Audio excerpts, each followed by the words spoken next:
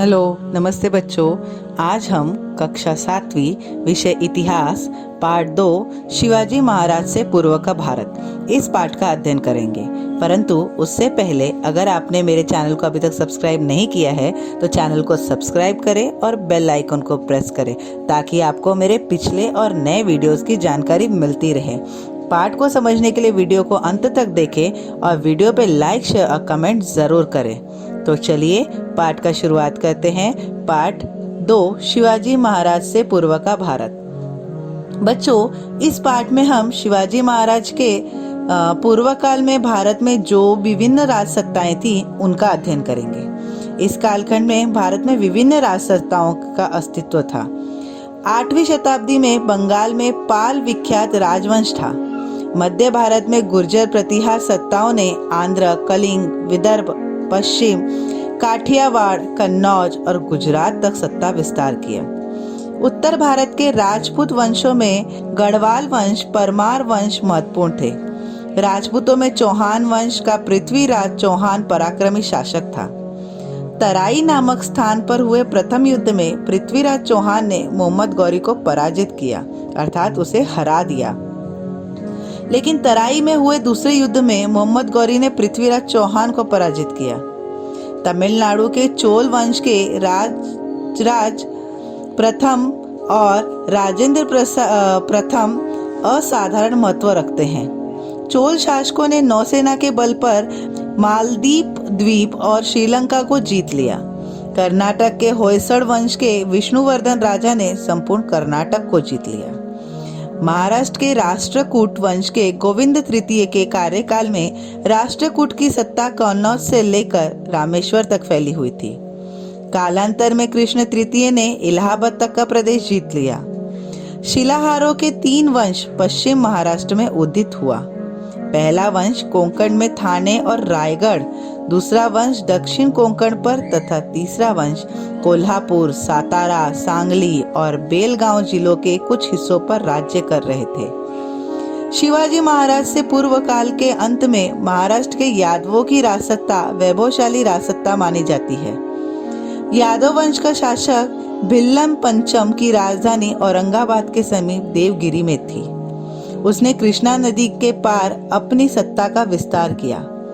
यादवों का शासनकाल मराठी भाषा और साहित्य का स्वर्णयुग माना जाता है। इसी कालखंड में महाराष्ट्र में महानुभाव और वारकरी संप्रदायों का उदय हुआ।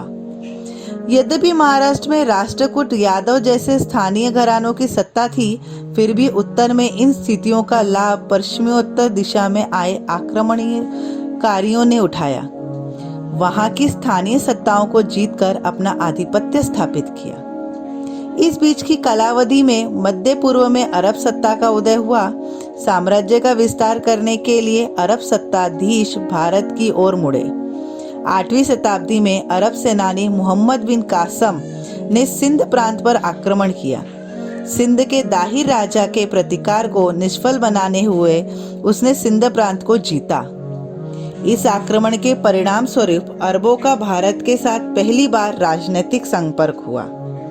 कालांतर में मध्य एशिया में तुर्की, अफगानी और मुगल भारत में आए और उन्होंने भारत में अपनी सत्ता स्थापित की। ईस्वी सन की 11वीं शताब्दी में भारत पर तुर्कियों के आक्रमण प्रारंभ हुए। वे अपनी सत्ता का विस्तार करते हुए भारत की पश्चिमोत्तर सीमा तक आग पहुंचे। गजनी का सुल्तान महमूद ने भारत पर अनेक आक्रमण किए। इन आक्रमणों में उसने मथुरा, वृंदावन, कन्नौज, सोमनाथ के संपन्न मंदिरों को लूटा और वहां की विपुल संपत्ति अपने साथ ले गया। ईस्वी सन 1175 और 1178 में अफगानिस्तान के गोर के सुल्तान मोहम्मद गोरी ने भारत पर आक्रमण किए। भारत में जीते हुए प्रदेश का प्रशासन चलाने के लिए उसने कुतुब बिन ऐबक की नियुक्ति की। ईस्वी सन 1206 में मोहम्मद गौरी की मृत्यु के पश्चात कुतुबुद्दीन ऐबक ने अपने आधिपत्य में भारतीय प्रदेश का शासन स्वतंत्र पूर्वक चलाना प्रारंभ किया। ऐबक मूलतः एक गुलाम था, फिर भी वह दिल्ली का सुल्तान बना। ईस्वी सन 1210 में उसकी मृत्यु हुई। बच्चों, कुतुबुद्दीन ऐबक के पश्चात अल्तमश रजिया, बलबन, अलाउद्दीन खिलजी, मोहम्मद तुगलक, फिरोज तुगलक, इब्राहिम लोदी आदि सुल्तानों ने भारत पर शासन किया। इब्राहिम लोदी अंतिम सुल्तान था। उसके स्वभाव में अनेक दोष थे, फलतः उसके अनगिनत शत्रु बने। पंजाब के सूबेदार दौलत खान लोदी ने काबुल के मुगल सत्ताधीश बाबर को इब्राहिम लोदी के विरुद्ध युद्ध के लिए आमंत्रित किया। इस युद्ध में बाबर ने इब्राहिम लोदी को पराजित किया और इसी के साथ सुल्तान शाही का अंत हो गया। दिल्ली का सुल्तान मोहम्मद तुगलक के कार्यकाल में दिल्ली की केंद्रीय सत्ता के विरुद्ध दक्षिण में विद्रोह हुए। इसी से विजयनगर और बहमनी इन दो शक्तिशाली राज्यों का उदय हुआ। दक्षिण भारत के दो भाई हरिहर और बुक्का दिल्ली की सुल्तान शाही की सेवा में सरदार थे। मोहम्मद तुगलक के शासनकाल में दक्षिण में राजनीतिक अस्थिरता निर्माण हो गई। हरिहर और बुक्का ने इस अस्थिरता का लाभ उठाते हुए ईस्वी सन 1336 में दक्षिण में विजयनगर राज्य की स्थापना की। वर्तमान कर्नाटक का हम्पी नगर इस राज्य की राजधानी था। हरिहर विजयनगर का प्रथम शासक बना। हरिहर के पश्चात उसका भाई बुक्का सत्तासीन हुआ। रामेश्वर तक के प्रदेश को बुक्का अपने आधिपत्य में ले आया। ईस्वी सन 1509 में कृष्णदेव राय विजयनगर का शासक बना। उसने विजयवाड़ा और राजमहेंद्री प्रदेशों को जीतकर अपने राज्य में मिला लिया। बहमनी सुल्तान महमूद शाह के नेतृत्व में एकत्रित हुए सुल्तानों के सैन्य संघ की उसने पराजय की। कृष्णदेव राय के कार्यकाल में विजयनगर राज्य पूर्व में कटक से लेकर पश्चिम में गोवा तक और उत्तर में रायचूर दोआब से लेकर दक्षिण में हिंद महासागर तक फैला हुआ था। ईस्वी सन 1530 में कृष्णदेव राय की मृत्यु हुई। कृष्णदेव राय विद्वान था। उसने तेलुगु भाषा में राजनीति से संबंधित अमुक्ता माल्यदा नामक ग्रंथ लिखा। उसने शासनकाल में विजयनगर में 1000 राम मंदिर और विठल मंदिर का निर्माण कार्य हुआ। कृष्णदेव राय के पश्चात विजयनगर राज्य की शक्ति घटती गई। वर्तमान कर्नाटक राज्य के तालीकोट में एक और आदिलशाही, निजामशाही, कुतुबशाही, बरीद शाही और दूसरी ओर विजयनगर का शासक राम राय के बीच ईस्वी सन 1565 में युद्ध हुआ। इस युद्ध में विजयनगर की पराजय हुई। इसके बाद विजयनगर राज्य समाप्त हुआ। मोहम्मद तुगलक के प्रभाव को उखाड़ फेंकने के लिए दक्षिण के सरदारों ने विद्रोह किया। इन सरदारों का प्रमुख हसन गंगू था। उसने दिल्ली के सुल्तान की सेना को पराजित किया और ईस्वी सन 1347 में नए राज्य का उदय हुआ। इसे बहमनी राज्य कहते हैं। हसन गंगू बहमनी राज्य का प्रथम सुल्तान बना। उसने कर्नाटक राज्य के गुलबर्गा में अपनी राजधानी की स्थापना की। महमूद गवा बहमनी राज्य का प्रमुख वजीर और उत्तम प्रशासक था। उसने बहमनी राज्य को आर्थिक रूप से सामर्थ्यशाली बनाया। सैनिकों को जागीरें देने के स्थान पर नगद वेतन देना प्रारंभ किया। सैनिकों ने अनुशासन निर्माण किया। भू राजस्व प्रणाली में सुधार किया। विदर्भ में अरबी और फारसी विद्याओं के अध्ययन हेतु मदरसा स्थापित किया। महमूद गवा के पश्चात बहमनी सरदारों में गुटबंदी बढ़ने लगी। विजयनगर और बहमनी राज्यों के बीच चलने वाले संघर्ष का बहमनी राज्य में प्रतिकूल परिणाम हुआ। विभिन्न प्रांतों के अधिकारी अधिक स्वतंत्रता के साथ रहने लगे। बहमनी राज्य का विघटन हुआ और बहमनी राज्य के बल्हाड़ या बरार की इमाद शाही, विदर्भ की बरीद शाही, बीजापुर की आदिल शाही और अहमदनगर की निजाम शाही और गोलकुंडा की कुतुब शाही, ये 5 खंड बने। ईस्वी सन 1526 में दिल्ली की सुल्तान शाही समाप्त हुई और वहां मुगल सत्ता की स्थापना हुई। बाबर मुगल सत्ता का संस्थापक था। वह मध्य एशिया में वर्तमान उज्बेकिस्तान के फरगाना राज्य का शासक था। भारत की संपन्नता और संपत्ति का वर्णन उसने सुन रखा था, इसलिए उसने भारत पर आक्रमण करने की योजना बनाई। उस समय दिल्ली की इब्राहिम लोदी सुल्तान था और वह राज्य प्रशासन चला रहा था। सुल्तान शाही के अंतर्गत पंजाब प्रदेश के दौलत खान लोदी प्रमुख अधिकारी था। इब्राहिम लोदी तथा दौलत खान लोदी के संबंधों में संघर्ष प्रारंभ हुआ। दौलत खान ने बाबर को भारत पर आक्रमण करने के लिए आमंत्रित किया। इस अवसर का लाभ उठाते हुए बाबर ने भारत पर आक्रमण किया। बाबर ने आक्रमण का प्रतिकार करने के लिए इब्राहिम लोदी अपनी सेना को लेकर चल पड़ा। 21 अप्रैल 1526 को पानीपत में उसका बाबर के साथ युद्ध हुआ। इस युद्ध में बाबर ने भारत में पहली बार तोप खाने का प्रभावी उपयोग किया। उसने इब्राहिम लोदी की सेना को पराजित किया। यह युद्ध पानीपत का प्रथम युद्ध था। इस युद्ध के बाद मेवाड़ के राणा सांगा ने राजपूत राजाओं को एकत्रित किया। बाबर और राणा सांगा के बीच खानुआ नामक स्थान पर युद्ध हुआ। इस युद्ध में बाबर के तोपखाना और आरक्षित सेना ने प्रभावशाली कार्य दिखाया। राणा सांगा की सेना हार गई।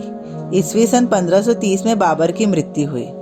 बच्चों, बाबर के बाद हुमायूं ईस्वी सन 1530 से ईस्वी सन 1539 और ईस्वी सन 1555 से ईस्वी सन 1556 गद्दी पर बैठा। हुमायूं के कार्यकाल में शेर शाह ने उसको पराजित किया और दिल्ली के सिंहासन पर सूरवंश की स्थापना की। हुमायूं के पश्चात अकबर ईस्वी सन 1556 से 1605 तक सत्तासीन हुआ। ईस्वी सन 1556 में अकबर और हेमू के बीच पानीपत में युद्ध हुआ। यह पानीपत का द्वितीय युद्ध था। अकबर संपूर्ण भारत को अपने अधीन लाने की महत्वाकांक्षा रखता था। अकबर के बाद जहांगीर ईस्वी सन 1605 से ईस्वी सन 1628 तक शासक बना। उसके कार्यकाल में उसकी पत्नी नूरजहां ने प्रभावी ढंग से शासन चलाया। जहांगीर के पश्चात शाहजहां ईस्वी सन 1628 से 1658 गद्दी पर बैठा। शाहजहां के बाद औरंगजेब शासक बना। उसकी मृत्यु के बाद मुगल साम्राज्य चरमरा गया। अकबर मुगल वंश में सबसे अधिक पराक्रमी और कार्यक्षम शासक था। अकबर ने संपूर्ण भारत को अपने छत्र के नीचे लाने का प्रयास किया। इस प्रयास में उसको विरोध हुआ और महाराणा प्रताप, चांद बीबी, रानी दुर्गावती द्वारा अकबर के विरुद्ध किया गया संघर्ष उल्लेखनीय है। उदय सिंह की मृत्यु के पश्चात महाराणा प्रताप मेवाड़ के सिंहासन पर बैठा। उसने मेवाड़ के अस्तित्व को जीवित रखने के लिए संघर्ष जारी रखा।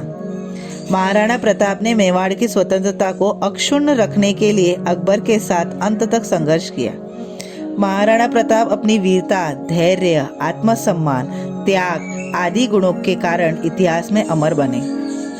ईस्वी सन 1595 में मुगलों ने निजामशाही की राजधानी अहमदनगर पर आक्रमण किया। मुगल सेना ने अहमदनगर के किले को घेर लिया। अहमदनगर के हुसैन निजाम शाह की पराक्रमी बेटी चांद बीबी ने वीरतापूर्वक युद्ध किया। उस समय निजाम शाही के सरदारों में फूट पैदा हुई।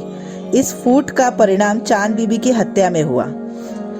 कालांतर में मुगलों ने अहमदनगर का किला जीत लिया, परंतु निजाम शाही का संपूर्ण राज्य मुगलों के हाथ में नहीं आया। विदर्भ का पूर्वी क्षेत्र, उसके उत्तर का मध्य प्रदेश का क्षेत्र, वर्तमान छत्तीसगढ़ का पश्चिमी क्षेत्र, आंध्र प्रदेश का उत्तरी हिस्सा और ओडिशा का पश्चिमी क्षेत्र मोटे तौर पर गोंडवाना का विस्तार है। चंदेल राजपूत के वंश में जन्मी दुर्गावती विवाह के पश्चात गोंडवाना की रानी बनी। उसने उत्तम पद्धति से शासन चलाया। मध्यकालीन इतिहास में रानी दुर्गावती द्वारा मुगलों के विरोध में किया गया युद्ध अपना अलग महत्व रखता है। दुर्गावती ने अपने पति की मृत्यु के बाद अकबर के साथ युद्ध करते हुए वीरगति पाई, परंतु घुटने नहीं टेके। ईस्वी सन 1658 में औरंगजेब शासक बना। उस समय मुगल साम्राज्य उत्तर में कश्मीर से लेकर दक्षिण में अहमदनगर तक और पश्चिम में काबुल से पूर्व में बंगाल तक फैला हुआ था। औरंगजेब ने अपनी शासनकाल में पूर्व में असम, दक्षिण में बीजापुर की आदिल शाही तथा गोलकुंडा में कुतुब शाही को नष्ट करने और उनके प्रदेश अपने साम्राज्य में मिला लिए। ईस्वी सन की 13वीं शताब्दी में शांत समाज के लोग ब्रह्मपुत्र नदी की घाटी में स्थायी रूप से बस गए। वहां इन लोगों ने अपना राज्य स्थापित किया और स्थानीय लोग इन लोगों को आहोम कहते थे। औरंगजेब के कार्यकाल में आहोम और मुगलों के बीच दीर्घकाल तक संघर्ष चला। मुगलों ने आहोम के प्रदेश पर आक्रमण किया। सभी आहोम गदाधर सिंह के नेतृत्व में संगठित हुए। लाछित बड़फुकन नामक सेनानी ने मुगलों के विरुद्ध प्रखर संघर्ष किया। मुगलों के विरुद्ध युद्ध में आहोमों ने गुरिल्ला युद्ध प्रणाली, जिसे छापामार युद्ध प्रणाली भी कहते हैं, उसका अवलंबन किया। असम में अपनी सत्ता को दृढ़ करना मुगलों के लिए असंभव हुआ। सिखों के 9वें धर्मगुरु गुरु तेग बहादुर थे। उन्होंने औरंगजेब की धार्मिक कट्टरता की नीति के विरुद्ध अपना विरोध जताया।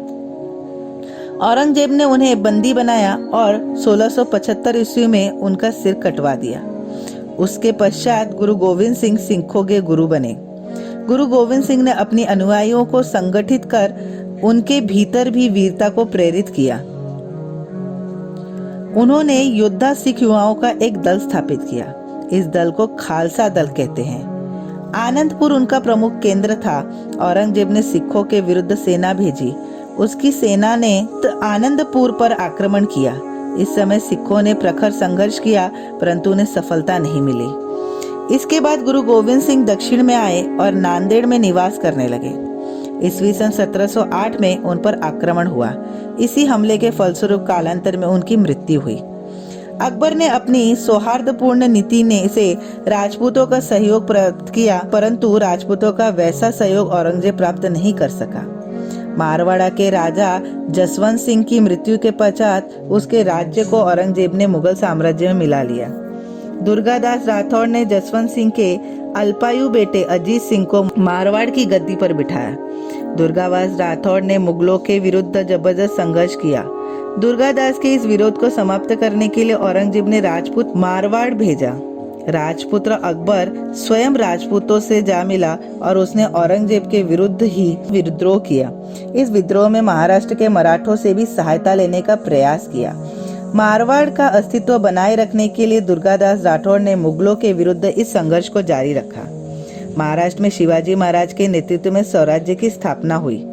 स्वराज्य स्थापना के लिए उनके द्वारा किए गए इन प्रयासों में उन्हें अन्य शत्रुओं के साथ मुगलों से भी संघर्ष करना पड़ा। उनकी मृत्यु के पश्चात औरंगजेब संपूर्ण दक्षिण भारत को जीतने के उद्देश्य से दक्षिण में आया, परंतु मराठों ने औरंगजेब के साथ प्रखर संघर्ष किया और अपनी स्वतंत्रता की रक्षा की। इस संपूर्ण संघर्ष की जानकारी हम सब बच्चे आगे चलकर अगले पार्ट में पढ़ेंगे। उम्मीद है आपको यह पार्ट समझ आया होगा और आपको वीडियो अच्छा लगा होगा। तो आप अगर अभी तक मेरे चैनल को सब्सक्राइब नहीं किया है तो चैनल को सब्सक्राइब करें और बेल आइकन पर प्रेस करें, ताकि आपको मेरे पिछले और नए वीडियो की नोटिफिकेशन आते रहे। वीडियो पे लाइक, शेयर और कमेंट जरूर करें। धन्यवाद।